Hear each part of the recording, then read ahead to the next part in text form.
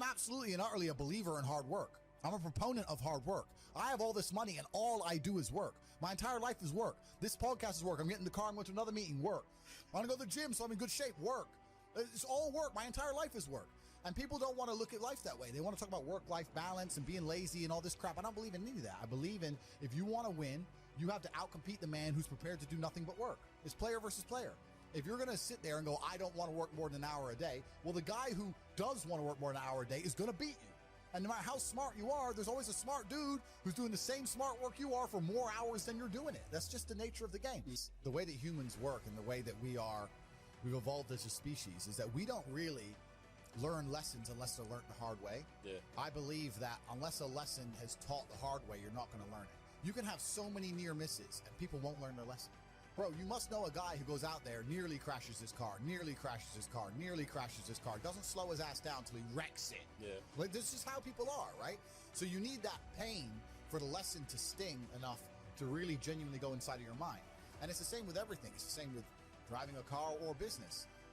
Truthfully, if you want to learn a lesson about business, you're going to have to suffer at some point, right? So we always say that most people are not successful with their first companies, X, Y, Z, blah, blah, blah. I get that. The truth is, there's a lot of people who make a lot of money with their first company, but they just spunk it, act an idiot, and it all blows up in their face. And that's how you get the discipline on your fourth company, that when you have $3 million in the bank, you just leave it there. Effort. If you're gonna be successful in this game, you gotta have a dog within you. You gotta know it's a dog fight, and you gotta go get that fight. Life ain't gonna be easy. Ain't nobody gonna hand you nothing. You still gotta go to work. You still gotta compete against everybody in your industry. Life's still gonna happen while you trying to blow up. All men are created equal.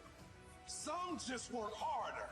You wanna know what it takes to succeed as bad as you wanna breathe. It's what goes on when the cameras go off. Hard work, determination, and grit. You will not outwork me. I will get up earlier than you. I will go to sleep later than you. I will put in more hours than you. I will read more than you. I will grow. I will do whatever it takes. What are you going to do to separate yourself? You got to learn how not to give up or how not to give in. And you got to understand that greatness is within you.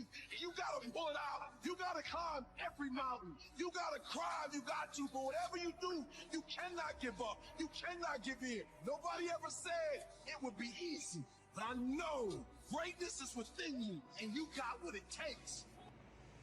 One day waking up and being miserable and not wanting to live anymore, and it's nothing to do with my circumstances and I have no power over it, and no matter how good my life is, I'm still going to feel terrible and I'm going to want to die.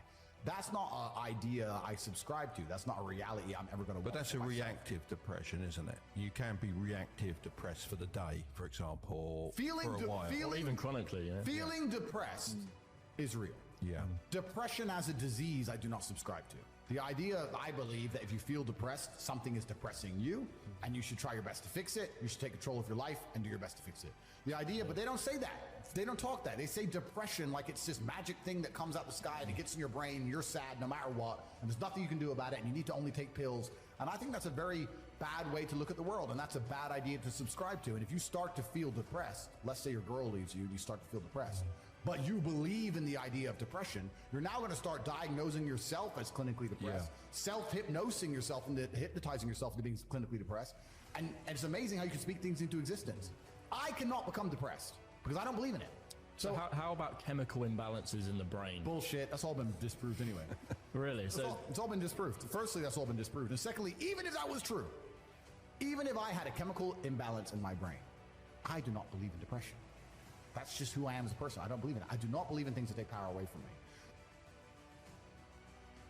People have this reoccurring nightmare that there's some force that's got a hold of them and it's holding them down and they can't break free. No matter what they do, they can't breathe free from that force. Well, I'm here to tell you that that thing in your nightmare, that thing that's holding you back, that thing that's dragging you down, that thing is you. There are two fundamental attitudes toward life, and it sorrows those with the first attitude, blaming the world, those with the second, as what they could do differently. It's much easier and much more gratifying to your basest desires to blame someone else for your misery. You know, and don't be done with it. So you need to go through some pain. You need to experience some negative things. You need to have to a degree some trauma to really even learn any lessons. So Yeah, business studies, you're right. The book, that's not going to teach you anything about business. You need to get out there on the streets. You need to make mistakes. You need to suffer. You need to have the tax man knocking at your door. You got to deal with all that stuff so that you make sure it doesn't happen again. I really think that humans are stupid enough to only learn the hard way. And life really doesn't have to be that complicated. When you see somebody that has something you want, you just got to try and work out how they got it. Yeah. And that's the missing part. Most people see people with things they want, and they don't do the second half. They don't try and work out how they got that thing. Oh, my man has a Ferrari. Okay. I wish I had a Ferrari. Okay. They don't sit there and go for an hour, how did he get a Ferrari? It doesn't cross that part is the part they don't want to do, right? They just go, oh, he has a Ferrari, wish I had a Ferrari, and they go back to TV. Yeah. And that's why they lose. It's player versus player out here, man. It's on the street. It's not easy. For every dollar you make, for every pound you take, you took it from someone else. You don't make money, you take money. People don't understand the way that money works. You're not the Federal Reserve. You can't create money from thin air. Every single pound in your bank is money you took from someone else. And when I say take, I don't mean it in a negative way. You might have convinced them to give it to you. You might have a coffee shop. I'll give you a nice coffee. You'll give me some money. Cool. But you still took his money, yeah. Right? So if you're out here trying to take stuff from other people, don't you want to have a team? You want to do it by yourself? You want to be Rambo? Because if you get two of you doing it. You get two of you. That's right. So the whole idea of this lone soldier, this Rambo, I'll do it all by myself, that's all dead, bro. You need to have a team. It's player versus player. And for the same reason, if you were out here on the street and wanted to defend yourself, you want your boys around you. It's the same thing with trying to get rich. And you're laughing with your boys. Yeah. The brokey days are great. And I'm not complaining about being rich. Obviously, I worked hard for this, and it's a fantastic life I live now. But I think without those brokey days, without those original days to compare it to, without that juxtaposition, then I don't think being rich would be fun at all. I think it's only fun because you can compare it to the days when you weren't rich. That's the only thing that makes it fun. The only thing that makes my $10,000 steak fun is that you can laugh saying how you never had 10 grand in your bank till you were 27 years old. Yeah. Like otherwise it's boring. Otherwise okay, steak. And I think if you're born with too much money, that you'll never truly be happy. I think you need the brokey days. They're the best days. They're the best days.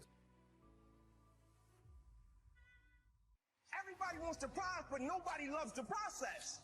Everybody wants to be a champion, but nobody's willing to put in the work that it takes to be a champion.